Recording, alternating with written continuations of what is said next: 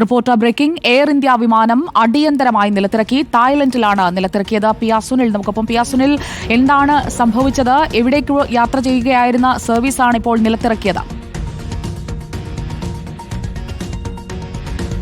സുജിയ, ഫൂക്കറ്റിൽ നിന്ന് ദില്ലിയിലേക്കുള്ള air India വിമാനമാണ് ഇപ്പോൾ അടിയന്തരമായി തായ്ലാൻഡിൽ നിലത്തിറക്കിയിരിക്കുന്നത്. ബോംബ് ഭീഷണിയെ തുടർന്നാണ് ഇപ്പോൾ ഈ വിമാനം അടിയന്തരമായി നിലത്തിറക്കാനുള്ള തീരുമാനം എടുത്തിരിക്കുന്നത്. വിമാനത്തിൽ ബോംബ് ഭീഷണി ഉണ്ടായതിനെ തുടർന്ന് ഈ വിമാനം അടിയന്തരമായി നിലത്തിറക്കാൻ ഇപ്പോൾ തായ്ലൻഡിനോട് ആവശ്യപ്പെടുകയും ഇപ്പോൾ തായ്ലാൻഡിൽ വിമാനം നിലത്തിറക്കി എന്നാണ് ഇപ്പോൾ നമുക്ക് വരുന്ന വിവരം. അങ്ങനെ ഈ ബോംബ് ഭീഷണിയെ തുടർന്ന് ഇപ്പോൾ എയർ ഇന്ത്യ വിമാനം അടിയന്തരമായി നിലത്തിറക്കിയിരിക്കുകയാണ്. ഫൂക്കറ്റിൽ നിന്ന് ദില്ലിയിലേക്കുള്ള വിമാനമാണ് ഇത്തരത്തിൽ ഇപ്പോൾ അടിയന്തരമായി നിലത്തിറക്കിയിരിക്കുന്നത്. ഏതായാലും മറ്റ് കൂടുതൽ വിശദാംശങ്ങൾ ഇതുമായി ബന്ധപ്പെട്ട് അറിവായിട്ടില്ല. ഇപ്പോൾ പ്രാഥമിക വിവരങ്ങൾ മാത്രമാണ് വരുന്നത്. ഏത് സാഹചര്യത്തിലാണ് ഇങ്ങനെ ബോംബ് ഭീഷണി ഉണ്ടായത്, എവിടെ നിന്നാണ് ഉണ്ടായത്, ഏത് സ്ഥലത്താണ് ഈ ഒരു ഭീഷണി സന്ദേശം കിട്ടിയത് തുടങ്ങിയ വിശദാംശങ്ങൾ ലഭിക്കേണ്ടതുണ്ട്.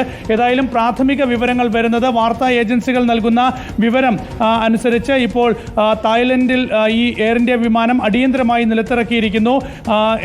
ഫൂക്കറ്റിൽ നിന്ന് ദില്ലിയിലേക്കുള്ള വിമാനമാണ് അടിയന്തരമായി നിലത്തിറക്കിയത്. വിമാനത്തിൽ 156 യാത്രക്കാർ ഉണ്ടായിരുന്നു. 156 യാത്രക്കാരും സുരക്ഷിതരാണ് എന്നാണ് ഇപ്പോൾ വരുന്ന വിവരം. ഏതായാലും മറ്റ് ആശങ്കപ്പെടേണ്ട സാഹചര്യമില്ല. ഈ ബോംബ് ഭീഷണിയെ തുടർന്ന് അടിയന്തരമായി വിമാനം നിലത്തിറക്കാനുള്ള തീരുമാനം എടുക്കുകയായിരുന്നു. ഇപ്പോൾ വിമാനം തായ്ലാൻഡിൽ അടിയന്തരമായി ഇറക്കുകയും ചെയ്തിട്ടുണ്ട്. 156 യാത്രക്കാരും സുരക്ഷിതരാണ് എന്നതാണ് ആശ്വാസകരമായ വാർത്ത. എന്നാൽ ഈ ഭീഷണി സന്ദേശം എവിടെ നിന്നാണ് വന്നത്?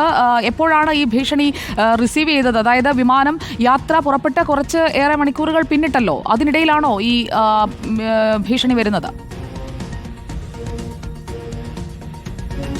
സുജിയ, നമ്മൾ ഇതുമായി ബന്ധപ്പെട്ട കൂടുതൽ വിശദാംശങ്ങൾക്ക് വേണ്ടി കാത്തിരിക്കേണ്ടിയിരിക്കുന്നു. ഏതായാലും എവിടെയാണ് ഈ ഒരു ഭീഷണി സന്ദേശം കിട്ടിയത്, എവിടെയാണ് ഇത്തരമൊരു സന്ദേശം വന്നത് എന്ന കാര്യത്തിൽ സ്ഥിരീകരണം വരേണ്ടിയിരിക്കുന്നു.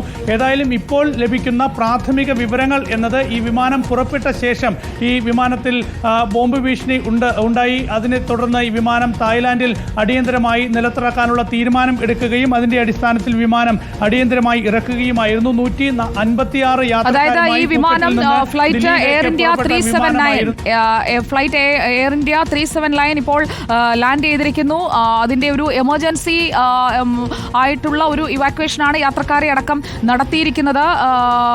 അതായത് തായ്ലൻഡിൽ നിന്നുള്ള തായ് ഐലൻഡ് ആണല്ലോ ഫുക്കേറ്റ് എന്ന് പറയുന്നത്. അപ്പോൾ ഫുക്കേറ്റിൽ നിന്ന് പറന്നുയർന്ന ശേഷമാണ് ഈ സന്ദേശം വന്നത് എന്നത് സ്ഥിരീകരിക്കാൻ കഴിഞ്ഞിട്ടുണ്ടോ?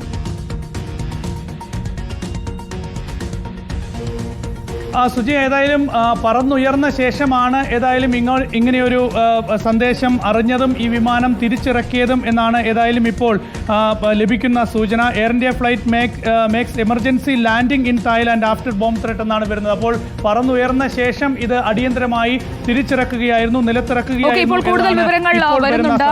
ഫ്ലൈറ്റ് ട്രാക്കർ റഡാർ വെച്ച് നോക്കുമ്പോൾ 9:30ക്കാണ് ഫുക്കറ്റിൽ നിന്ന് ദില്ലിയിലേക്കുള്ള ഈ വിമാനം പറന്ന് ഉയർന്നത്. ടേക്ക് ഓഫ് ചെയ്ത് കഴിഞ്ഞതിന് ശേഷമാണ് made a wide loop around the Andaman sea and landed back at the Thai island according to flight tracker. അതാണ് നമുക്കിപ്പോൾ ലഭിക്കുന്ന ഏറ്റവും പുതിയ വിവരം. യാത്രക്കാർ സുരക്ഷിതരാണ്. ഫുക്കേറ്റിൽ തന്നെ, അതായത് പറന്നുയർന്ന അതേ വിമാനത്താവളത്തിലേക്ക് തന്നെ അത് അടിയന്തരമായി ലാൻഡ് ചെയ്യുകയായിരുന്നു. 156 യാത്രക്കാരും സുരക്ഷിതരാണ് എന്നതാണ് നമുക്ക് ഇപ്പോൾ ലഭിക്കുന്ന വിവരം. 156 യാത്രക്കാരാണ് ഫ്ലൈറ്റിൽ ഉണ്ടായിരുന്നത്.